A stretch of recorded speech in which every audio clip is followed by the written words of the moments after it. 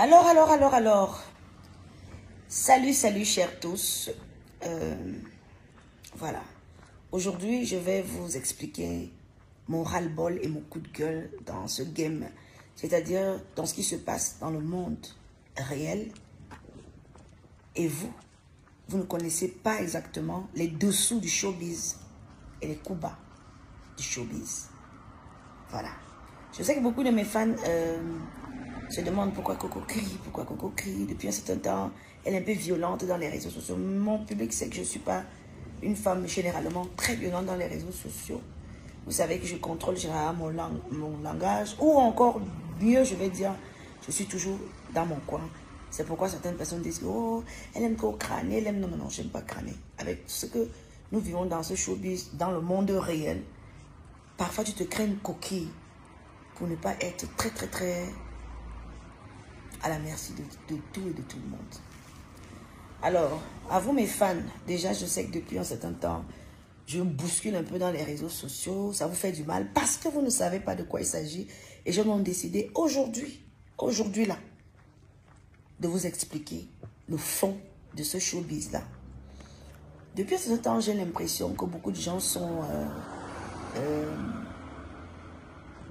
acharnés sur ma personne. Et depuis un certain temps, c'est Coco, gna. Il y a toujours quelque chose qui ne va pas. C'est toi qui subis ça, c'est toi qui subis ça, c'est toi qui... Je me suis demandé que, mais attends un peu. Le problème que je peux avoir finalement, c'est quoi? J'ai même les problèmes avec qui dans le game? Je me suis dit, ok, là je comprends. Et j'ai donc décidé aujourd'hui de vous dire la vérité sur les problèmes que nous avons dans le game entre moi et l'autre. Je vais commencer par énumérer le premier problème. Il y a de cela quelques temps, une certaine promotrice culturelle me téléphone et me contacte. Allô Coco, salut, j'ai besoin de toi pour un événement au Cameroun. Mais la condition, c'est que tu n'arrives pas au Cameroun pendant 3 mois. Tu ne prestes pas au Cameroun pendant 3 mois. Et tu seras accompagné dans ce plateau avec Linda Raymond et Dora Deka. Je dis ok, c'est magnifique, c'est une belle idée, c'est un beau plateau. Waouh, oui, j'accepte les conditions. Les communications commencent, les photos, les affiches, les médias, les télés, avec les spots, etc. Ça se passe super bien. Je suis en Belgique, tranquille. 1 mois et demi après, la dame me recontacte. Elle me dit, coucou Coco, écoute, le staff a réfléchi et on a une autre proposition à faire. Et voilà, on ne sait pas si tu seras d'accord ou pas. Je dis, oui, la proposition c'est quoi? Elle me dit, étant donné que tu es tête d'affiche, on ne peut pas prendre une décision comme ça sans t'en parler. On veut ton accord, etc. Je dis, oui, la proposition c'est quoi? Voilà, on voulait sur ce plateau-là ajouter une personne. Donc, Lady, qu'est-ce que tu en penses? Je dis, bah, ça ne me dérange pas du tout. Hein. Ça ne me dérange pas. Si vous pensez qu'il faut ajouter Lady, c'est magnifique. Même, ça va nous bousculer un peu plus. Il y aura beaucoup plus d'émotions dans cet événement. Moi, j'ai d'accorise. Hein. Je trouve que c'est une très belle idée. Alors, Linda, la dame me dit, Liane me dit, ok, formidable, etc. Voilà. Voilà que le plateau est constitué de moi, Linda Raymond, Dora Deka et Lady. Sans souci, les communications se passent sans problème et nous envoient les billets d'avion. Moi, j'étais en Belgique. Linda Raymond était à Paris. Ben alors, comme on devait prendre le même vol, j'ai décidé que je quitte ma famille, mes enfants et mon mari pour venir dormir à Paris parce que le vol était très tôt le matin. Je viens dormir à l'hôtel Ibis à Paris. Le lendemain, je me dirige à l'aéroport. Quand je suis à l'aéroport, je reçois un coup de fil. C'est la promotrice qui m'appelle. Écoute Coco, vraiment, je ne sais pas comment je peux te l'annoncer. Il y a un souci, etc. J'ai dit, il y a quel souci?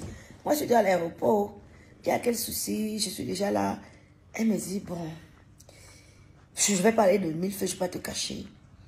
Je t'appelle aujourd'hui parce que j'ai essayé de négocier. Depuis, je négocie, mais toujours rien.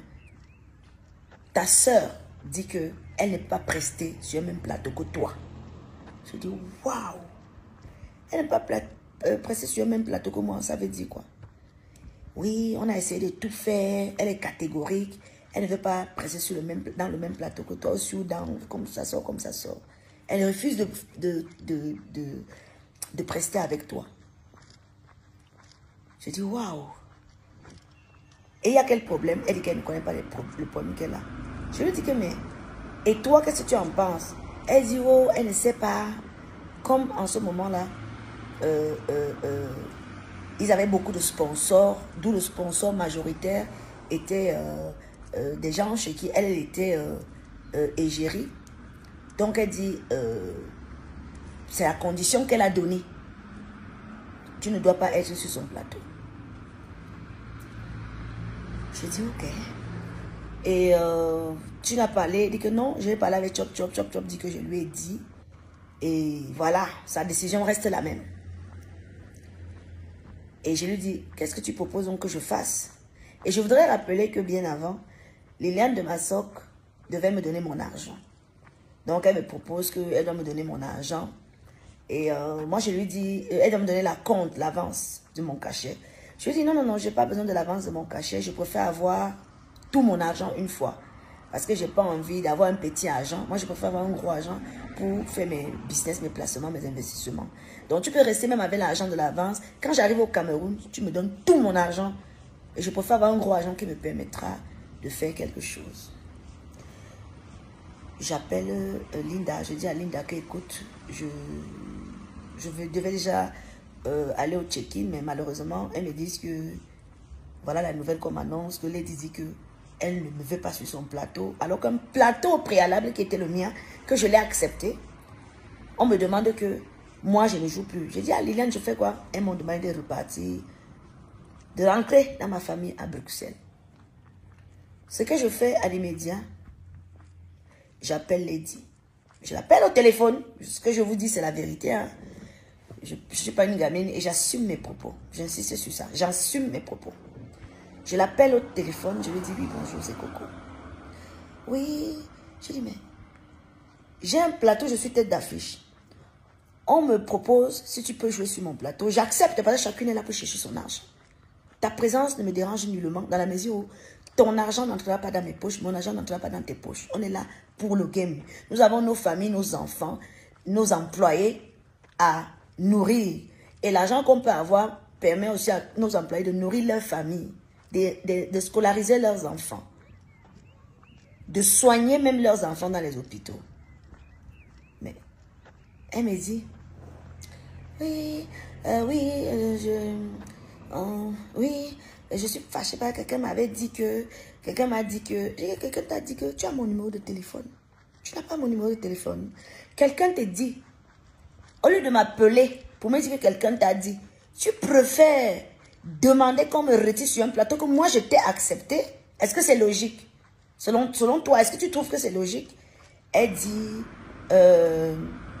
en tout cas, moi je suis à la pompe à essence. Hein, et à la pompe à essence, elle peut utiliser mon téléphone. Donc je vais raccrocher. Elle raccroche le téléphone. J'appelle le père de son enfant, M. Blaise Eyoum. Blaise Eyoum, vous allez m'excuser. Hein, vous êtes au courant de ce problème-là, donc je suis obligée de parler de ça. Parce qu'il y a un ras-le-bol où j'étouffe. Et mon attitude commence à déranger les gens qui me connaissent, mes fans, mon public et les amoureux de la culture. Donc je suis obligée de raconter et dire les vérités aux véritables. Aujourd'hui, je vais dire aujourd'hui la vérité. Je prends mes clics et mes claques, je retourne retrouver ma famille. Ma famille qui savait bien évidemment que je suis déjà dans l'avion pour le Cameroun. Tous mes enfants sont maman, mais qu'est-ce que tu as, qu'est-ce qui se passe et tout. Je dis non, ça va, je n'ai pas envie vraiment de vous déranger avec ça, ça va. Pendant que je suis en train de repartir en Belgique, Linda Raymond qui est supposée, elle allait au Cameroun, moi je savais que, si c'est moi qu'elle ne veut pas, peut-être que Linda est partie. Linda m'appelle au téléphone. Linda me dit que la gomme vient aussi de m'appeler là, que ça ne sert à rien que j'aille au pays, je ne joue pas. J'ai dit, mois de sacrifice qu'on vous a donné pour notre image. Nous avons communiqué même sur ces événements. C'est moi qui ai accepté ma soeur à côté de moi.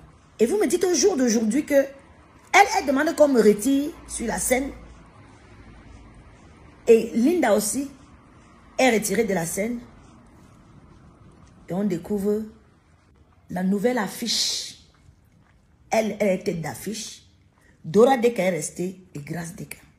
C'est une affiche qui était notre affiche où on a commencé à communiquer depuis.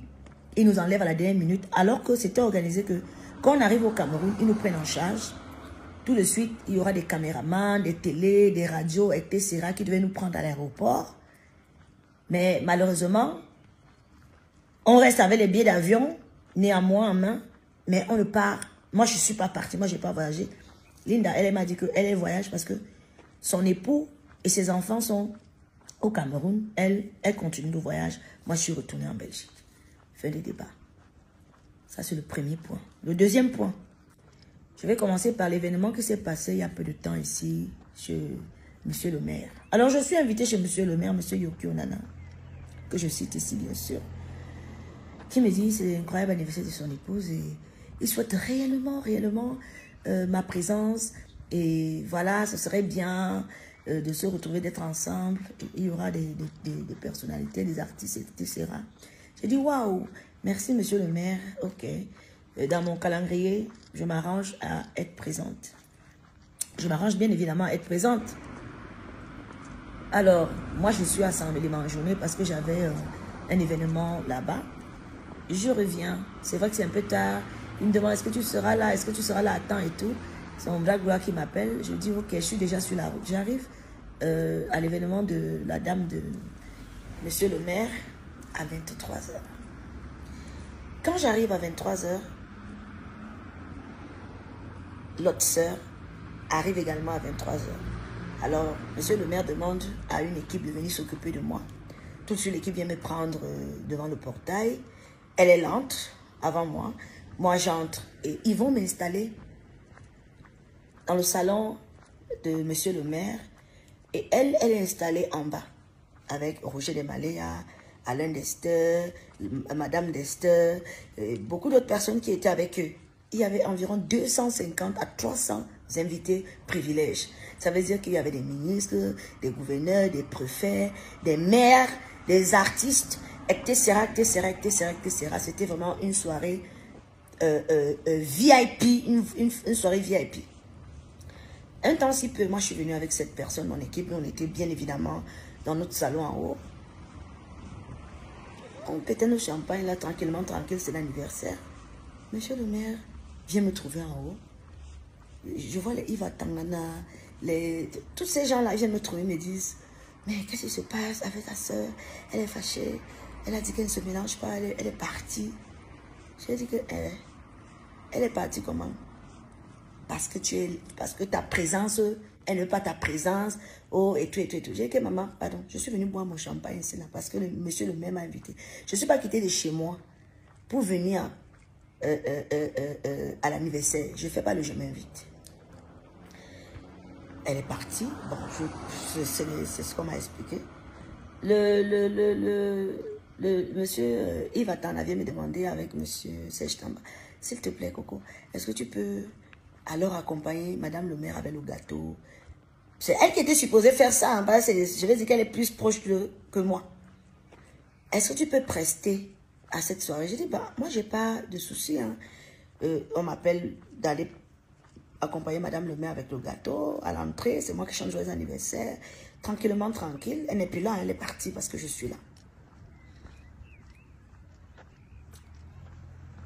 Je leur offre une prestation. Ça se passe bien. Tout le monde est, pourquoi elle a fait ça, pourquoi elle a fait ça, et tout, et tout. Ça ne fait même pas 2 ou 3, 4 heures de temps. Elle est déjà sur Internet en train d'insulter, d'avancer des propos.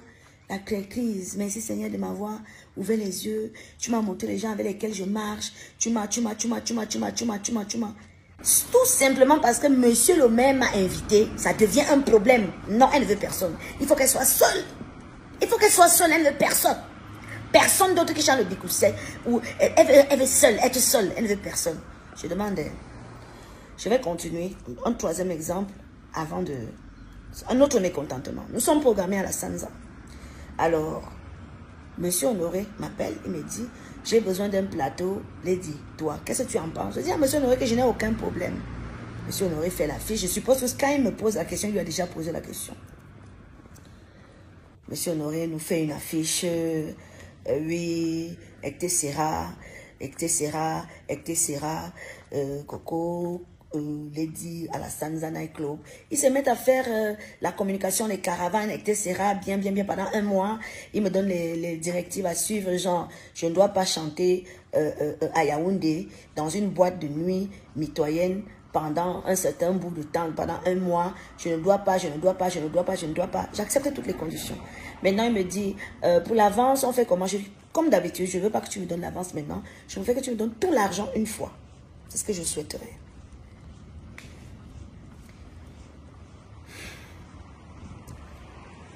Je suis là, moi je sais que je n'ai pas de soucis, je suis chez moi, au Cameroun même, là j'étais au Cameroun à la maison. Un de mes fils DJ, donc ça veut dire que j'ai un jeune DJ qui est venu me voir, qui voulait du boulot, il voulait animer à tel endroit. Je suis allée voir Monsieur Honoré, qui est le propriétaire de la Sanza. Je lui ai dit, j'ai un de mes fils, je viens avec lui, je te le présente, tu essaies de le juger, tu vois si c'est un bon DJ, tu me dis, tu le gardes, ou c'est les jeunes qui cherchent le travail. Donc à mon niveau, ce que je peux aider, c'est aider avec mes relations. C'est comme ça que Longchamp est engagé à la Sanza. Je suis chez moi. C'était un mercredi. Et je vais prester vendredi. Donc j'ai fait un mois sans prester dans une boîte de nuit à Yaoundé parce que je devais prester le vendredi, le dernier vendredi de ce mois et on était mercredi. Je suis à la maison, Longchamp m'appelle, il me dit, allô ma mère? Je dis oui, on va t'appeler là tout à l'heure pour t'annuler. Elle vient d'appeler, on était au bureau de Monsieur Honoré. Donc apparemment ils étaient en train de faire une réunion, je ne sais pas de quoi. Elle a appelé. Et quand elle appelle, apparemment, elle dit que, oh le plateau là, comment compliqué, qu'elle ne veut pas jouer avec moi. Longchamp m'appelle, il me dit, on va t'appeler pour t'annuler. Fils, je dis les noms parce que je sais que vous tous m'avez dit que quand j'aurai mon ras-le-bol, chacun dit, oui, je vais assumer parce que j'avais dit. Et d'ailleurs, ce que tu as dit, c'est vérifié. Donc, voilà. On va t'appeler là que tu ne prestes plus et tout. Parce qu'elle a appelé qu'elle ne veut plus prester avec toi. Et je confirme même ses propos. Parce que 2 heures après, Paul Désir m'appelle au téléphone. Allô Coco, tu as eu Monsieur Honoré au téléphone? Je dis non, je ne l'ai pas eu. Pourquoi? Il vient de donner l'ordre médiatique qu'on arrête toute communication sur ton événement. Je dis, ok, comment ça? Aujourd'hui, c'est mercredi. Je dois jouer vendredi. Et je n'ai même pas d'abord pris l'avance. Comment se fait-il que on m'annule? Longchamp m'avait déjà dit qu'on va m'annuler. Et il m'avait donné la raison. Et je confirme ce que Longchamp dit dans la mesure où 2 semaines après qu'il m'ait annulé, j'ai rappelé d'abord Monsieur Honoré. Je l'ai appelé en vain. Il ne m'a plus jamais décroché au téléphone. Jamais décroché alors que j'avais de bons rapports avec lui avant. 2 semaines après, ils refont une affiche. Oui, à la Sanza Night Club, elle est seule sur l'affiche. Donc ils ont annulé mon événement où moi j'étais avec elle. Sous ses ordres, je le dis, pour lui refaire une affiche à elle, seule, 2 semaines plus tard. Ce n'est pas les balivernes que je raconte parce que moi-même, j'ai vu cette affiche-là. Et elle a pressé à la Sanza seule. Je vais maintenant dire aux Camerounais qui sont là que nous sommes tous des Camerounais. Et nous connaissons comment ce pays-ci est difficile. Si tu ne te réveilles pas le matin pour réfléchir comment tu vas faire même pour l'avenir de tes enfants, comment ça va se passer même pour ton avenir, ce que tu vas manger aujourd'hui, tu ne vas pas t'en sortir. Aucun ministère, je dis bien aucun ministère, n'aide quelqu'un ici là que je te produis. Jamais. Nous sommes obligés en tant que citoyens de se battre seul. De se battre seul, de se lever chaque matin, de se battre pour pouvoir avoir de quoi manger pour nos enfants, pouvoir voir comment s'occuper de nos employés qui travaillent parce que ils ont aussi leur famille, ils ont leurs parents, ils ont, tu es obligé de te lever le matin, réfléchir comment avoir l'argent. Personne n'a la cuillère en or dans la bouche. D'autres personnes se disent que, oh, Coco n'est pas, elle est bête, elle est boulot. Je ne veux pas ce langage-là. Je suis camerounaise. Et je voudrais vous dire, c'est pas parce que je suis même boulot. Je l'assume que je reçois des aides quelque part. Je ne reçois aucune aide quelque part. Je n'ai jamais reçu une aide quelque part. Je dis bien, aucunement. Je suis obligée de me réveiller seule pour réfléchir. Et je voudrais dire à la diaspora aujourd'hui que pour que je puisse convaincre le public camerounais, que le public camerounais m'accepte en tant qu'artiste, ce n'était pas facile dans la mesure où on disait toujours que oh, les artistes de la diaspora là, quand ils arrivent au Cameroun, on vient Ouattien, ils ne savent rien. Je suis la seule artiste camerounaise, je le confirme, qui a marqué l'esprit des Camerounais. Je suis quittée de la diaspora pour venir convaincre le Cameroun que oui, c'est possible. C'est possible qu'une diaspora puisse aussi se lever et proposer des choses différentes, même au niveau de la culture. C'est déjà un pas. C'est déjà un pas. Une diaspora dont on ne croyait pas, on se disait que les Mbenguis, ils arrivent là, les Mbenguis. Je suis la seule Mbenguis qui est venue s'installer au Cameroun, s'imposer au niveau culturel. Et je vous dis, pour arriver à ce niveau, ça n'a pas été facile pour moi. Ça n'a pas été facile pour moi. Vous avez vu mon père, le pygmée de Djoum. Il a pris sa retraite, il vit dans son village là-bas. Ma maman à moi, elle est décédée, elle est morte. Donc je suis obligée depuis très jeune, obligée de me battre durement, comme chaque citoyen camerounais. Personne n'a de faveur dans ce pays, qu'on va te prendre un truc, on te donne un job. Non, tu dois te lever, travailler et croire en ton travail. Et je parle aujourd'hui parce que j'ai l'impression qu'il y a un acharnement vis-à-vis de ma personne. Et je commence à comprendre que ça dure un peu trop et c'est à répétition. C'est à répétition. Je vais vous prendre un exemple et je vais expliquer ceci. J'aimerais que le public sache que les réseaux sociaux, c'est une vie virtuelle. Et dans les réseaux sociaux, il y a les gens qui vous montrent un semblant de vie. Il y a des gens qui vont vous dire que oui, ils vivent bien, ils sont riches, ils vous montrent une vie, les grosses voitures, les trucs. Tous ces temps-ci, on a découvert beaucoup de choses qui sont fausses. Beaucoup de choses que les gens vous montrent à travers leur soi-disant vie de rêve qui n'en est pas une. On a vu les musiciens, les influenceurs, les comédiens ici dire comment ils sont riches, comment ils sont riches, comment ils sont riches. Ça nous a toujours trouvé à la toile. À la fin, on trouve que donc ce n'était même pas ta maison. Oui. Nous avons vu les gens nous dire que oh, il a telle voiture, à la fin, on découvre que ce n'est pas tant. C'est pour dire que même au niveau de l'attitude, il y a de la manipulation virtuelle. Il y a la manipulation virtuelle. Ça veut dire que une personne te fait du mal, mais quand elle vient arriver devant vous, elle fait doucement, elle vous dit ce que vous voulez entendre. Alors que dans la réalité, il y a beaucoup de blessures. Et je constate que vous faites beaucoup plus confiance à la vie virtuelle qui n'en est même pas qui n'est même pas une vie réelle. La vie virtuelle, c'est ce qu'on veut vous faire voir. Je voudrais dire, hein, je vais attaquer quelque chose. Une personne qui dit aujourd'hui que oh non, le pain du 8 mars est trop cher, le pain du 8 mars est trop cher. Bon, c'est une revendication quelque part pour nous amener à baisser le prix du pain. Oui, les femmes ne devraient plus, on nous donne les nouvelles qu'on ne doit plus porter le pain, on doit plus... Mais c'est toi qui viens parler du pain du 8 mars de façon virtuelle pour montrer au public que tu as pitié du public.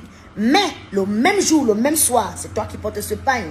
C'est toi qui portes ce pain. Ça veut dire que dans la vie virtuelle, il y a manipulation de l'opinion publique. Parce que oui, elle nous défend. Le Dieu a raison. On ne porte même plus le pain. On ne veut plus le pain. Mais le soir, au spectacle, c'est toi qui portes le pain du 8 mars. Vous ne trouvez pas qu'il y a une manipulation virtuelle qui existe là? Vous ne voyez pas? Vous êtes aveugle? Vous êtes aveugle? Vous ne voyez pas qu'il y a de la manipulation? Et au jour d'aujourd'hui, je voudrais dire, quand les gens me disent, oh, le boycott, est-ce que, je répète et je réitère mes propos. Dis-moi avec qui tu marches, je te dirai qui tu es.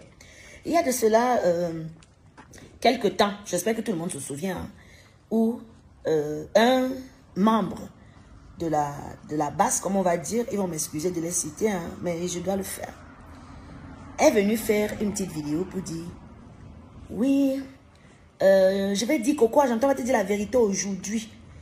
Ta soi-disant sœur, elle est là, elle a envoyé les gens et tout, et tout, et tout. Pourquoi vous ne voulez pas que je croie en ça? Puisque je sais exactement ce que j'ai vécu, que je vis avec elle.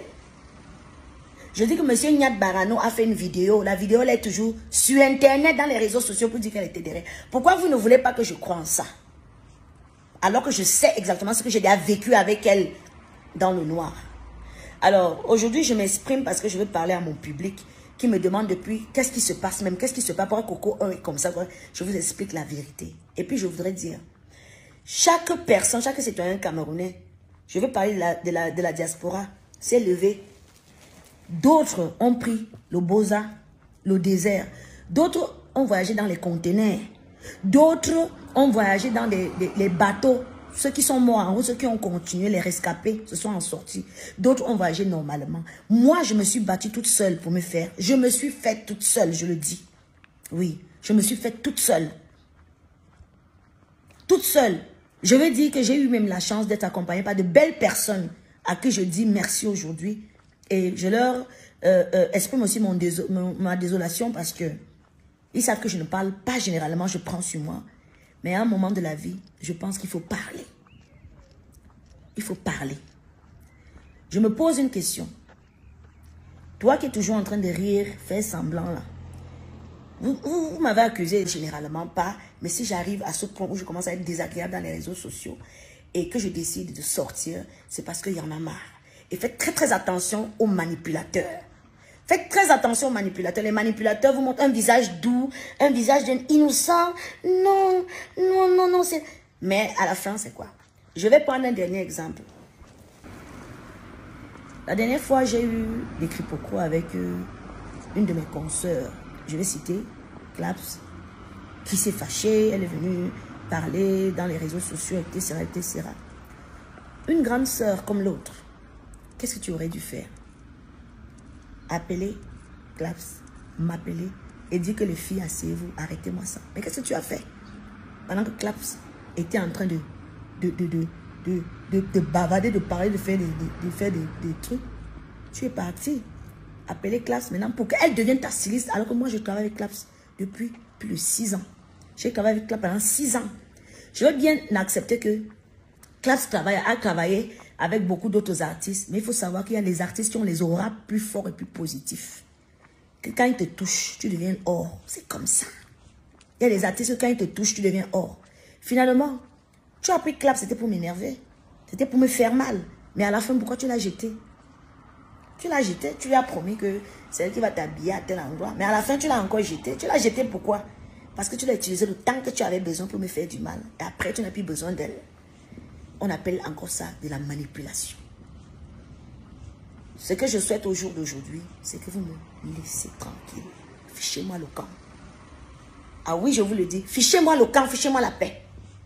Parce que moi, je ne vous dois rien. Je ne dois rien à personne.